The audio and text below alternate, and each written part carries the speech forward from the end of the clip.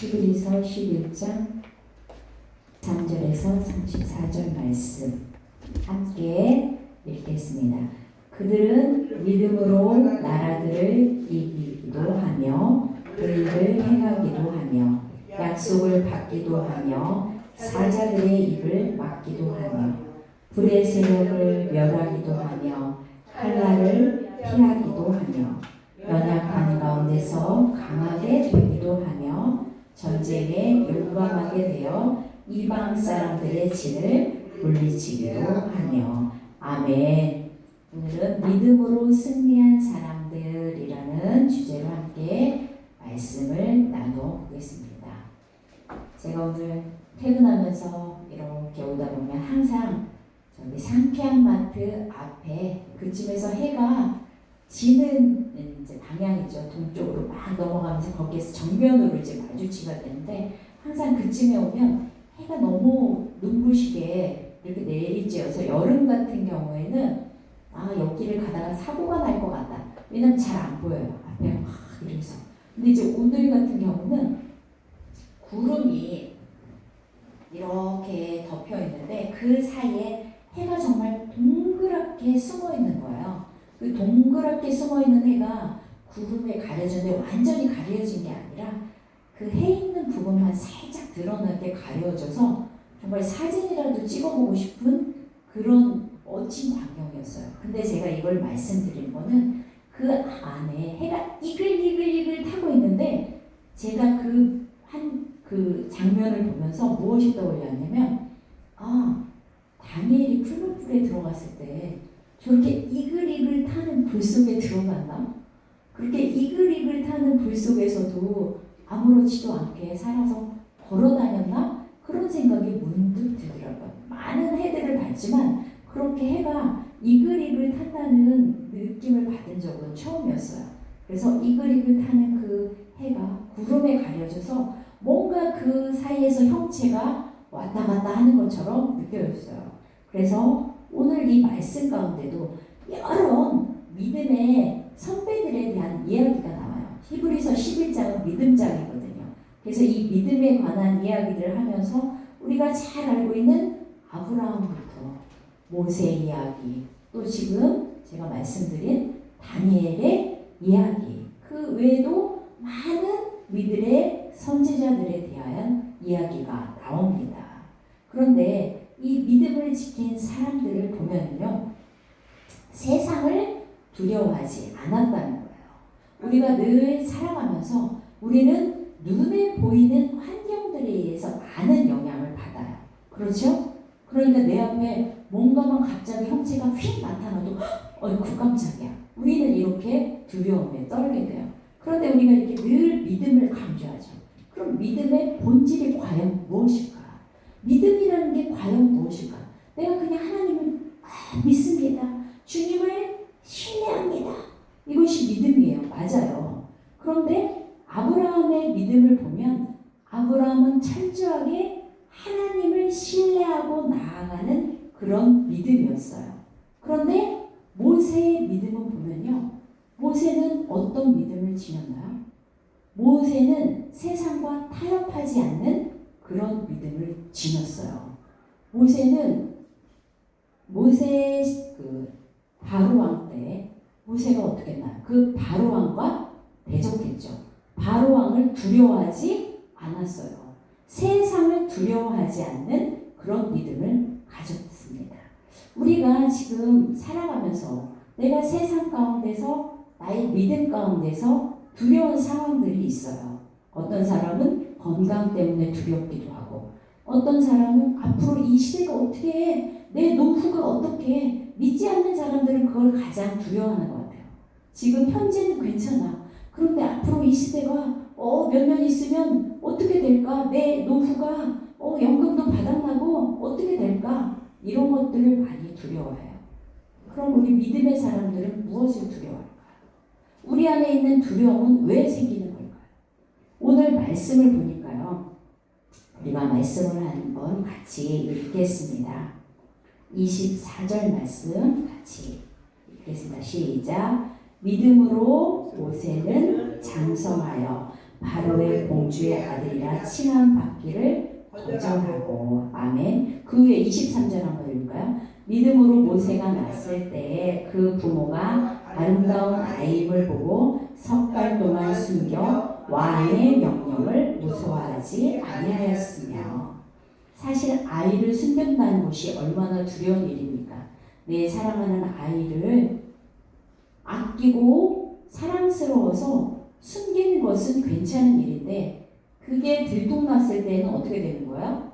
내 생명도 달아나는 거죠. 그래서 많은 사람들이 어떻게 했습니까?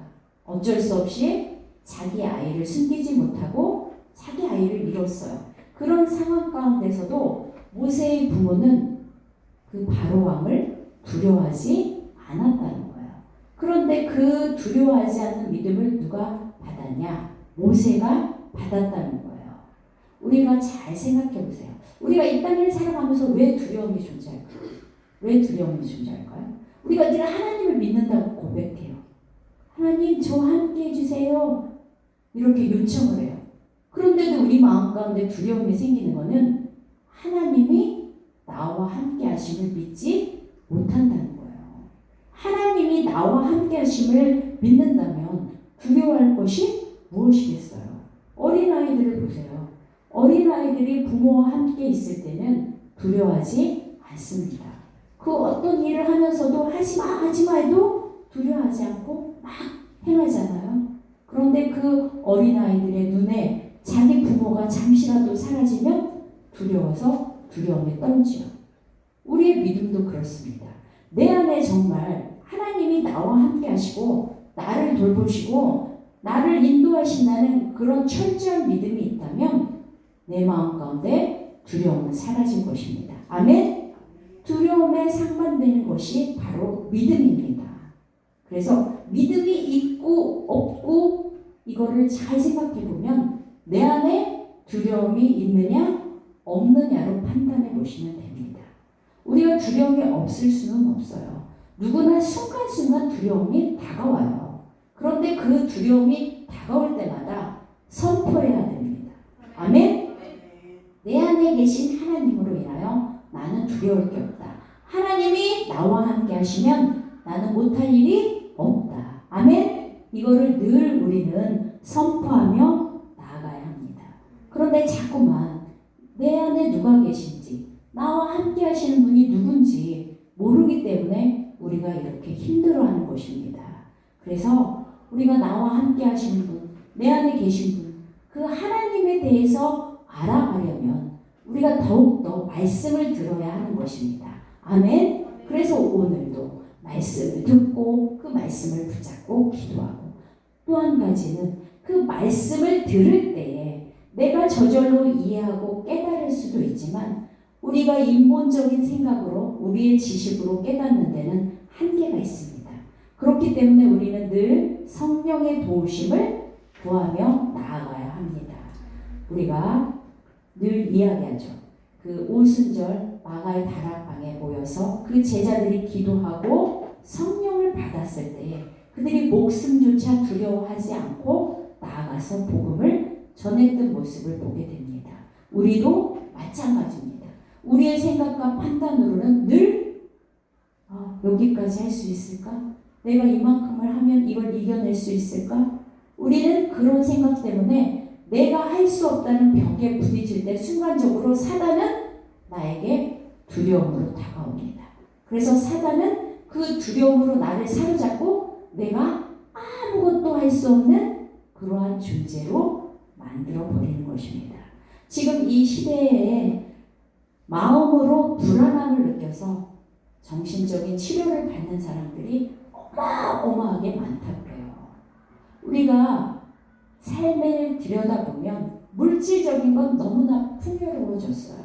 시간적인 것도 옛날에 비해서는, 옛날 우리 부모님 세대, 그 어른 세대들이 했던 그런 일의 노동의 그런 강도로 볼 때는 지금은 너무나 평안한 시대예요. 그럼에도 불구하고 왜 이 시대를 살아가는 사람들이 두려움 가운데 떨고 있는가? 왜 그들의 마음 가운데 평안함이 없는가? 이유는 단 한 가지입니다. 하나님이 그들을 그들과 함께 하신다는 것을 알지 못하기 때문이에요. 하나님은 늘 우리와 함께 하세요. 늘 어디에나 함께 하세요.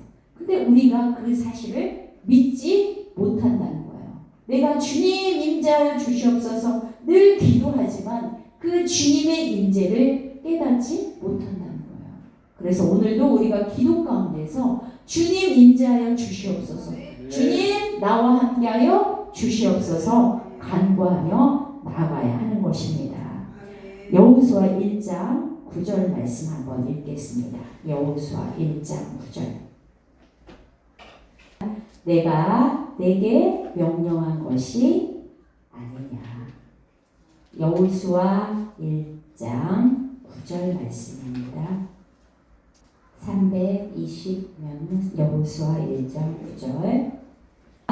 내게 명령한 것이 아니냐. 강하고 담대하라. 두려워하지 말며 놀라지 말라. 내가 어디로 가든지 내 하나님 여호와가 너와 함께 하느니라 하시니라. 아멘. 하나님께서 여호수아에게 말씀하실 때, 야, 내가 너에게 강한 군사를 붙여줄 거야. 내가 너에게 강한 힘을 줄 거야. 이렇게 말씀하시지 않았어요. 때로는 우리가 기도할 때 그런 마음이 들죠. 하나님이, 야, 내가 너에게 이걸 해줄게. 이걸 내가 바로 보여줄게. 우린 이런 응답을 기대해요. 그런데 하나님은 오늘 말씀에서처럼 내가 너에게 무엇을 해줄게라고 말씀하시기도 했지만 중요한 거는 내 하나님 여호와가 너와 함께 하느니라 라고 말씀하셨어요. 아멘? 하나님이 우리와 함께 하여 주신다는 이 약속이 중요한 것입니다. 내가 무엇을 할까? 무엇을 마실까? 무엇을 먹을까?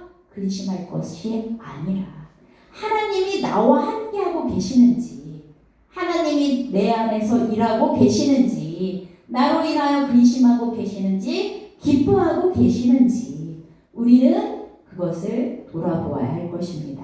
아멘. 그래서 정말 이 믿음에 승리한 사람들의 그 모습을 보면 하나님이 함께 하심을 믿고 그들은 행하는 믿음을 가졌다는 거예요. 두려움에 주저하지 않고 그들은 하나님의 명령을 따라 움직였다는 것입니다. 아멘. 그렇기 때문에 오늘 우리도 주님이 나를 통해서 행하고자 하시는 일이 뭘까? 내가 두려움 가운데 하나님 제 역량으로는 이거밖에 못하겠어요. 하나님 제가 하고 싶지만 주님 저에게 능력도 없고 가진 것도 없고 저를 도와줄 사람도 없고 이런 생각이 들 때가 있어요. 그럼에도 주님은 내가 너와 함께, 내가 너와 함께 하니까 너는 두려워하지 마. 너는 할 수 있어 라고 말씀해 주십니다. 아멘. 오늘 우리 마음 가운데 두려운 것이 있다면 하나님 앞에 내려놓으세요. 하나님 자꾸만 제가 이거를 해결하려고 했습니다. 제 안에서 저의 문제로 생각하고 주님 제가 하려고 하다 보니까 제가 할 수 없는 벽에 부딪힐 때 어떻게 하나 주저앉게 되었습니다. 하나님 이제 제 앞에 있는 모든 문제, 환경에 대한 거, 자녀에 대한 거, 건강에 대한 거, 물질에 대한 거 모두 주님께 맡기겠습니다. 주님이 함께 하시면 능치 못함이 없습니다. 아멘. 아멘. 주님께서는 강한 자를 들어 쓰시기도 하셨지만 하나님께서는 아주 연약하고 보잘것없는 사람들도 많이 들어서 사용했습니다. 다윗을 보세요. 그 어린 소년, 그보다 훌륭한 용사들이 훨씬 더 많았을 것입니다. 그럼에도 하나님은 그 어린 다윗을 사용하여 골리앗을 이기게 하셨습니다. 아멘. 우리도 다윗처럼 어린아이입니다. 믿음에 있어서는 어린아이입니다. 주님 어린 저지만 주님께서 사용하신다면, 주님이 함께 하신다면 거대한 골리앗도 이길 수 있습니다. 이렇게 선포하며 기도로 나아가겠습니다. 아멘. 하나님 감사합니다. 주님이 함께 하시면 우리는 승리할 수 있습니다. 이 땅 가운데서 내가 얼만큼 가졌는가, 내가 무엇을 할 수 있는가 하는가가 중요한 것이 아니라 누가 나와 함께 하는가가 중요하다는 걸 깨달았습니다. 하나님, 믿음이라는 건 내가 믿는 것이기도 하지만 주님이 나와 함께 하실 때 내 안에 있는 두려움이 사라진다는 것을 깨달았습니다. 하나님, 우리의 마음 가운데 두려움이 있다면 믿음으로 선포하게 하여 주시옵소서. 주님이 나와 함께 하시니 나에게는 부족함이 없다. 나는 못할 일이 없다. 주님, 선포하며 나아가는 하나님의 자녀 될 수 있도록 축복하여 주시옵소서. 이 시간 우리가 믿음의 선배들을 통하여 다시 한번 깨닫습니다. 하나님 말씀 가운데 그 말씀을 붙잡습니다. 우리에게도 다윗처럼 골리앗을 이길 수 있는 그런 담대한 믿음을 허락하여 주시옵소서. 다니엘처럼 풀문불 속에 가더라도 주님께서, 하나님께서 우리를 안전하게 지켜 보호하여 주실 거라는 걸 믿고 선포하며 나아가게 하여 주시옵소서. 감사합니다. 예수님의 이름으로 기도했습니다.